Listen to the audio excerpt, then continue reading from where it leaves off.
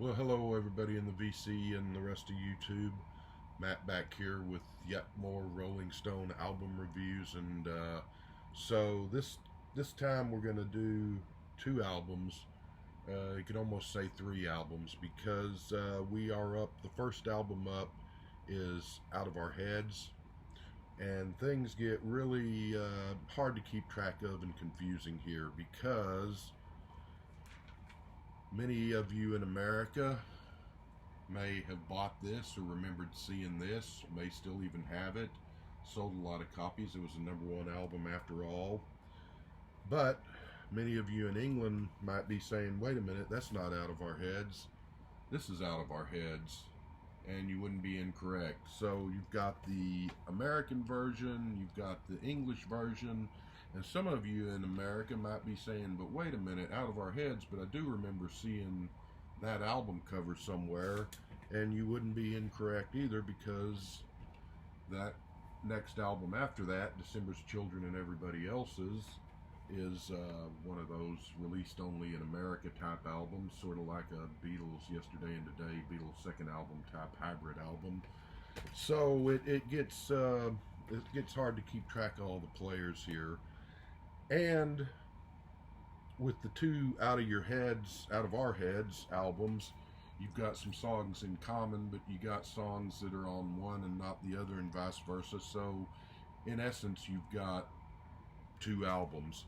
And the reason I bring this one up is that there are a lot of songs, since this was an American only release, a lot of songs on this that were on the British album but not on the American version of this that are on here. And then there are some other songs that were on earlier albums, on the Out of Our Heads albums, and on December's Children there are some songs that were on this EP, Got Live If You Want It, which was released in England but not released in America.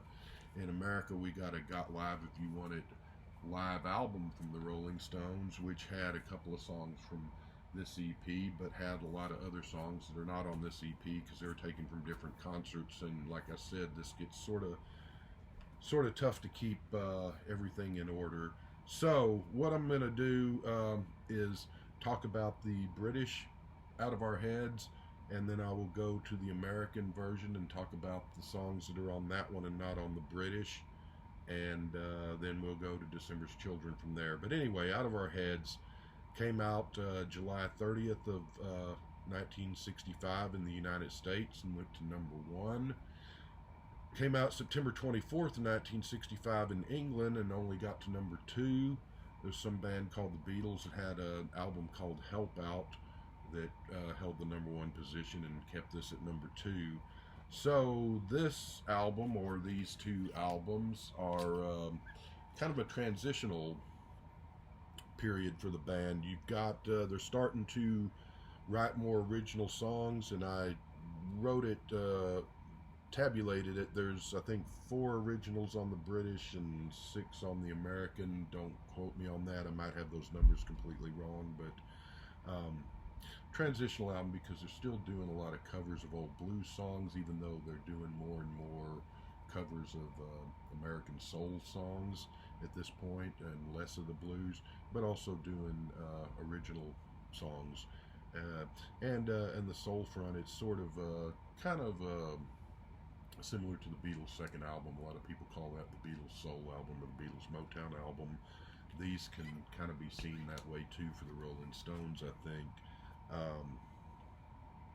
So here's the, like I said, the British, the American cover. I'm sorry, you got Brian Jones there, still relatively healthy before the drugs and mental problems and insanity set down in. You got Keith looking like a ragamuffin before the drug addiction set in.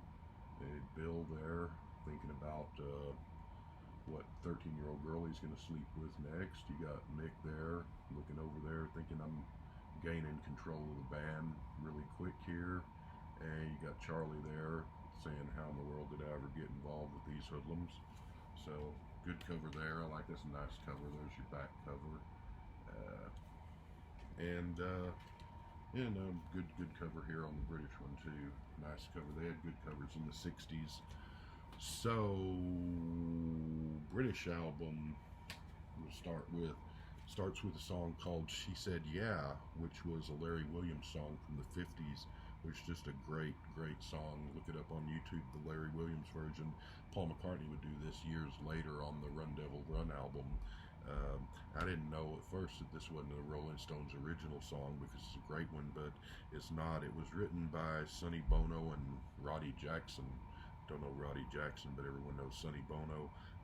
Great opener. It just explodes off the album with just this wild animal frenzy, just a wall of fuzz and sound and noise that's like a big old glob of just blasting sound. Make a great alarm clock, certainly wake you up. This is sort of the sound of the Clash and the Sex Pistols and the Ramones 10, 11 years before the fact of all that. So great opener, great song. Even though it's not a Rolling Stones original, they do a really good version of it. The Williams version is sublime. So is the Rolling Stones. They're both equally great, just in different ways. Both of them get a 10. Rolling Stones version a 10 there. And so we go from there to Mercy Mercy, which is who wrote that? Don Covey. Yeah, Don Covey, 1964 single. Really good version there. Rolling Stones do a really great job here too. It's just a sweet kind of life-affirming mid-tempo soul ballad. Jagger with his regular vocals and his falsetto bits in here is one of my favorite vocals of him of all time, and can't quite match Covey's version, but he comes real close, and it's one of my favorite Stones songs, and I give that a 10 as well. Next up, Hitchhike, great song by Marvin Gaye from 1962, and if you ever hear There She Goes by the Velvet Underground, you'll realize where they got that sound from, the intro anyway. But Mick's really good at doing the soul vocals, as good as he is at doing the blues vocals, and great version by the Rolling Stones. He can't match Marvin Gaye, few people can, so I'm going to give the Rolling Stones versions a 9 just because of that. But they do a really good job, and it's a great one. Up next, That's How Strong My Love Is, one of the earlier albums. Now, I can't remember which one, Now I think, or 12 by 5, they did Pain in My Heart, Otis Redding song. It's another take at Otis Redding with That's How Strong My Love Is. This has also been done by O.V. Wright, who did a really good job at it. I think he actually did it, soul singer who did it before Otis. And the Hollies did a version of it that's good, but hardly noteworthy. Rolling Stones better than the Hollies version. Mick, of course, can't match Otis Redding or O.V. Wright, but musically it's great, the Stones version, and Jagger gives it a good try and is in strong voice. So I'm going to give the Rolling Stones take on That's How Strong My Love Is a 9. Next up, another one, Sam Cooke song, Good Times. Of course, Mick can't compete with Sam Cooke vocally. Almost nobody can. But he does a good job of trying to channel the Sam Cooke vibe, and the band do a pretty good job on covering that great Sam Cooke song. They don't really add anything to the original, and yet it's still a good, pleasant, nice take. It's got some nice backing vocals on it from the band. I'm going to give it a 7.5. Sam Cooke's version would get a 10 from me, but Good Times by the Rolling Stones is a pretty good listening experience and a pretty good time. Gotta Get Away is the first Mick and Keith original here. This is a great one. Could have been a single. This is your typical Stones take on women back in the 60s. Evil lying women got blues from all that, and you got to get away from them. Gotta get away. I love that Jagger vocal part there. I love the long drawn out baby and all that. I can't sing, but anyway, great song. I love that. Great Rolling Stones original. Could have been a single. It's a great one. It gets a 10. Side two, we got Talking About You, Chuck Berry song. They love to do Chuck Berry covers, and here's another one. It's okay. It's a little workmanlike by this point, and it's kind of an indicator that it's time for the band to move on from the cover songs and from the blues and the soul originals, and time for them to their songwriting legs are getting stronger and stronger, get really good. They're starting to come on in the songwriting department, and it's time for the band to move on, which they would very shortly after this. Barry's version blows the Stones versions away, and it kind of reminds me of the Beatles for Sale on that particular song, because I love the early cover versions that the Beatles did on the Please Please Me album, and on the With the Beatles and all that, and Please Mr. Postman, and Baby It's You, and You Really Got a Hold on Me, and all that. But then if you listen to the Beatles for Sale, you can tell that they just needed some extra songs on an album, so they went and grabbed some old 50s songs and did covers of them, and their heart wasn't really in it anymore as much as it had been. And that's kind of where the Stones are here with Talking About You. I'm going to give it a 6. Stick with the Chuck Berry version. The Rolling Stones version isn't god awful, but it's not very noteworthy at all. Cry to Me is another cover version. This was originally done by Solomon Burke, also done by Betty Harris. Both those versions are better than the Rolling Stones versions. Great song, the Burke version, very good stuff, worth checking out. You got some good blues gospel slide guitar from the Stones here, probably courtesy of Brian Jones. It's an okay cover. It's a little more exciting than the Talking About You cover. I guess I'll give it a 7, but again, it's time for them to move on. Stick with Solomon Burke here. Next song up is Oh Baby We've Got a Good Thing Going, which was actually on the album Now, an album that was just released in America, not in England, unless it's on here for the English album, there for the earlier American release. Great song, but like I said, that's on Now. Heart of Stone, also a great song, also on the Now album, so I'm not going to say much about that. Next up is the Under Assistant, make sure I got the right order there. Yeah, Under Assistant West Coast Promotion Man, which was the flip side of Satisfaction. Good song. It's a folky number. It's about sort of those self-important music industry do-nothing people, hangers-on. Also, just anyone in like a company that's sort of the vice president of the, assistant vice president of the assistant manager, just those sort of people that are there and nobody's really sure why they're there or what they do, and they don't seem to do much of anything that adds much of anything to anything, and so it's sort of making fun, poking fun at those type people. Nice head bobbing groove, kind of a Dylan-esque sound to it, so really good song. Under Assistant West Coast Promotion Man gets an 8, and we wrap the album up with the song called I'm Free, which is yet another Jagger Richards original, and another good song. This is a kind of moving toward their sound that they would get into in the aftermath and between the Buttons period, a little early indicator of that sound to come up. Also got sort of a California music, sort of a Byrds type vibe to it. It's a great song. I give it a 7.5. I like I'm Free. The only thing that sort of soured it for me was, and this was the flip side, I think, of Get Off My Cloud in America, if I'm not mistaken. Could be wrong.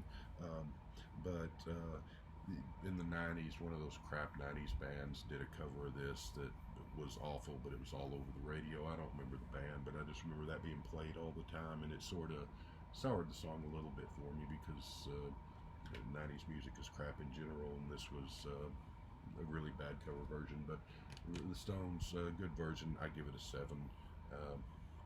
Anyway, so moving on to the US version, and the one thing about US albums was that they tended to include the hit 45s by the bands, the Rolling Stones, the Beatles, the Kinks, whoever, which was sometimes happened in England, but generally didn't. Reason being, from what I've heard and read, is that thought was that American kids had more disposable income back then, so they could, wasn't a big deal for them to buy the single and then buy the album too.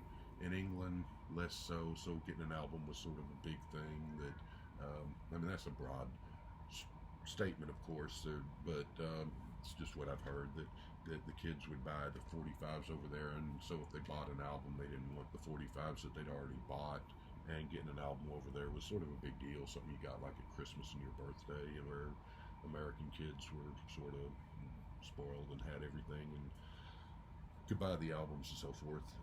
Anyway, so a lot of songs on common on here. I'm not going to talk about those that are also on the British version, but the ones you get that are not on the British version. The last time this was a #1 single in England for the Rolling Stones. It went to #9 in the U.S.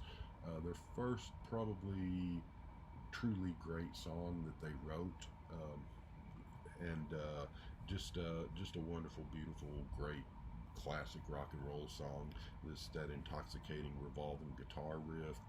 That's Brian Jones taking care of that. The guitar solo is Keith doing that. Just snotty as hell vocal from an attitude from Mick Jagger there. The shouty ending and the background vocals from the rest of the band. Keith and I guess Bill, maybe Brian, I don't know, singing background there. Not a lot to add to that other than it's a 10. It's just a great song. Next up is I'm All Right. This is another one of those credited to Nanker Felge, and I think this might be probably about the last time they used that pseudonym, which is the name they gave to songs that were credited to the whole band as far as authorship. This is off the Got Live EP, and it is, let me make sure that is true, and yeah, it is true. And so it's a live version. It's just sort of a blues soul rave up.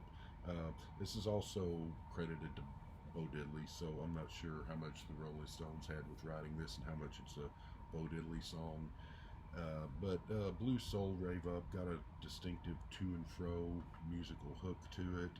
It's filled with energy. It's a lot of fun. Sound quality is not so great because it's live music from the 60s, which generally wasn't recorded so well, especially in the early 60s. I give it a 6.5. It's a throwaway, but it's a fun throwaway. Next is a song y'all might have heard of called Satisfaction, which was, of course, their first #1 in America and a worldwide #1 hit, and one of the most popular and greatest rock and roll songs of all time, in my opinion. It's kind of hard to figure out anything new to say about the song 50-something years later. We've all probably heard it to death. It's been overplayed. I know there's an oldies radio station here that's been around since the early 80s or so, and they're one of those that would play like maybe 4 or 5 Rolling Stones songs, and that's it. Hate when stations do that. And if you were to listen to that driving to work or for a couple hours, you'd probably hear Satisfaction 2 or 3 times, and if you're listening to that all day long, you'd probably hear it 10, 15 times. So yes, it's overplayed, but my God, what a song! What a great song! And one of the just definition of rock and roll songs, and can't imagine what it must have been like to have been around in 1965 and hear that come out of the radio for the very first time, and just completely just captures that sort of confusion and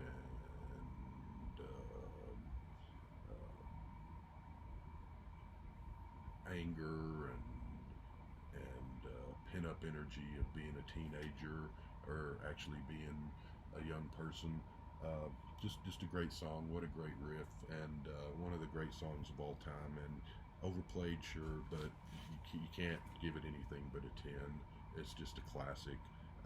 Next up is The Spider and the Fly, another Jagger Richards original. It's kind of a down-home, late-night country blues feel. It's got a blasé ennui that would sort of seep into their music a lot a few years down the road. uh, to a larger degree. But this is a really good song, Spider and the Fly. I'm going to give it a 9. One More Try is another Jagger Richards song. Um, Not much to it. It's a good song. I'm going to give it a 7. Sort of the jam would sort of pinch a little bit of the melody of this song for the gift years later, but pretty good Jagger Richards original, but more of an album track than anything terribly memorable. One More Try gets a 7, and I'm going to go ahead and give a 10 to both of these albums. I'll give the British one. It's kind of hard to choose because you do have The Last Time and Satisfaction on this, but the British one sort of works better as an overall album experience. So good stuff. A 10 from Out of Our Heads for Out of Our Heads. And with that, we move on to December's Children and Everybody. Andrew Loog Oldham, their manager, came up with the title, which means I'm not exactly sure what, but it's some sort of a poetry trying to be artsy or something. Who knows? But this went out only in America, like I said, and got to number 4, I believe, if I did not write it down, but I think that is correct. It went number 4 on the charts. December 4th, 1965. So you get a lot of songs on this that were on the Out of Our Heads and some of the earlier albums. So I'll just talk about the ones that are just on this album. You Better Move On is an Arthur Alexander song that they cover. This was on something called the Rolling Stones EP that was only released in England. Jagger's in good ballad voice and singing with a drawl, and sounds really good. Got some Beatles-like background vocals from the other Stones, which is sort of out of character, but it sounds nice. Of course, the Beatles did Anna, Soldier of Love, and some of the other Arthur Alexander songs, and they also did You Better Move On, though only I think on like the BBC tapes and so forth. But Stones do a good cover of Arthur Alexander there. I'll give it a 9. The Arthur Alexander version is the best of the two, but I'll give the Rolling Stones version a 9. Look What You've Done is a Muddy Waters song. Good harp. Otherwise, you just get the same old kind of familiar blues sound and tropes. The Muddy Waters version is better than the Stones version. Big surprise there. Stones version, it's okay, but at this point, it's kind of becoming more and more obvious that it's time for the Rolling Stones to move on from the cover songs, to move on from the blues and the soul stuff and into their own stuff, their own sound, their own songs, and that's what they're in the process of doing here. But this is just sort of a hanger on, a kiss goodbye to that sort of sound. It's all right, but no big deal to it. So what did I say for the Rolling Stones version? I gave that a 6. So Singer Not the Song, Jagger Richards original, kind of a different sound, sort of sounding like, I don't know, like they're sounding to sound like one of those Mercy Beat groups, or the Mamas and the Papas, or the Hollies, or something, which is a nice change of pace, and it's a good poppy song, folky, catchy, nice song. I'm going to give Singer Not the Song an 8.9. They wouldn't, and it also sort of forecasts the bit of the sound and the vibe that will be showing up in Aftermath in between the buttons a little bit. And so yeah, 8.9. I'm going to give that. It's a fun song, and it's a nice change of pace.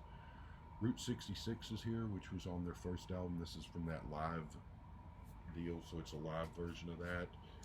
It's energetic and fun. I'll give it a 6. I like the studio version that they did on their first album better. Get Off My Cloud is here, which was I guess a single only in England. When I got into the Stones, I told the story in that first video on their debut album. One of the first things that I really loved by them was Ruby Tuesday, and I went to a record store in Fort Worth and got the 45. And flip side of that is Let's Spend the Night Together.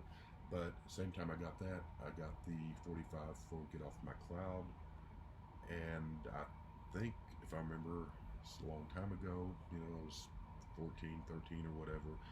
I just thought that was a cool title for a song, is why I picked it up. And when I took it home, played it, I realized that I'd heard the song before, just never really paid attention. But when I did pay attention, it just blew me away. And that's the follow-up to Satisfaction. It was a #1 single also.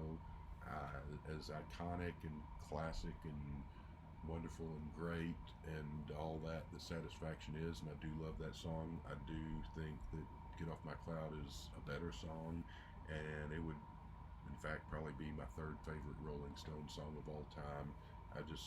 Everything about that song I love. Just the sound of it, just the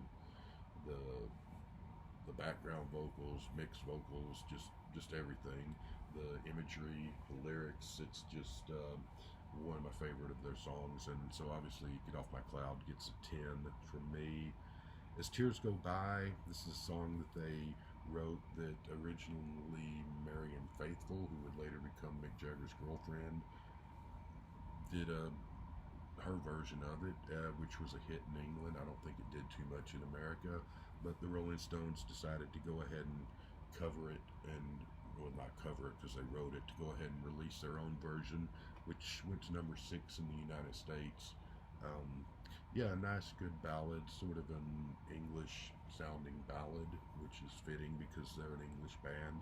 Which is funny because out of all the English bands, the Rolling Stones are the ones that seem the least English to me, anyway. But they can be when they want to be, and here they do. This is a good version. I'm going to give the As Tears Go By a 9. Really good ballad, and sort of a different, one of those Rolling Stones moods that you don't see them in very often. But of course, they were writing this song for somebody else. There's some question as to whether they specifically wrote it for Marianne Faithfull or whether they just wrote it because early on they did write some songs trying to get them to other people to record to make some money, just like the Beatles did. So they might have just been writing it for whoever. But anyway, it's a good version, the Rolling Stones version, as is Marianne Faithfull's version. But yeah, so that's a good one. What do we got? Blue Turns to Gray, another Jagger Richards original.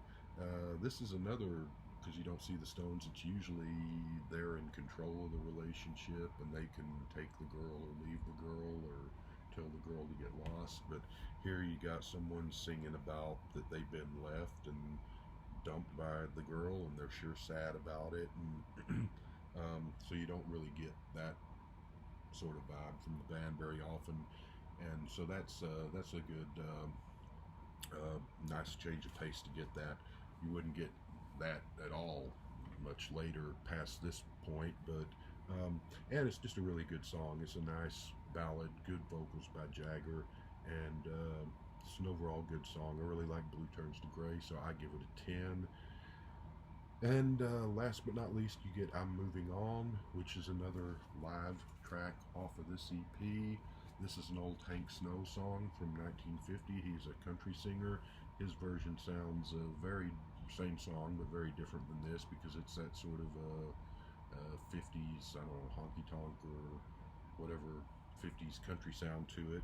And this is much more upbeat and all. Hank Snow does a good version. He's the guy that wrote it.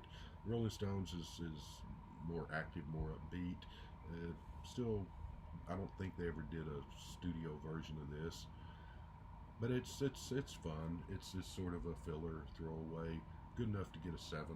And so December's Children, since it does have so much that was on the other albums, even though if you were in America you wouldn't know that because you wouldn't have been buying the British albums or even probably known about them back in the 60s. But I'm going to give it a 9.5. The Out of Our Heads is, both of those are a little bit more solid and stronger because those were meant to be proper albums, or this one was anyway, at least. And so yeah, 2 or 3 or 4 really solid albums from the Stones in 1965 when they're really coming to fore as songwriters, when Jagger and Richards are moving more and more towards leadership of the band, and Brian Jones is still strong, but his influence will start to slip and fade to, unfortunately, disastrous results for him pretty soon here. So that's a sad thing. But here they're still young. They're not all whacked out on drugs yet, and they're still hungry and eager and talented and making some of the best music of the 60s. And with Satisfaction and Last Time, this is where they firmly move into the number 2 spot for behind the Beatles for biggest band of the 60s.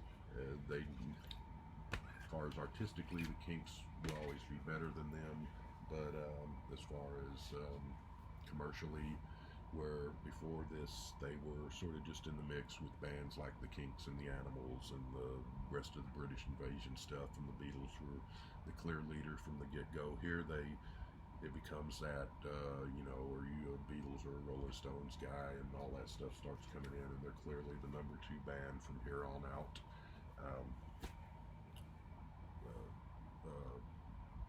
Sales wise and fame wise, but things are going really good for the Stones right now, and they're making great music, and both of these albums are worth checking out. You got the hits, and you got some album tracks that are just divine, sublime, beautiful, wonderful, great music. 2 albums that are worth your time. Check them out.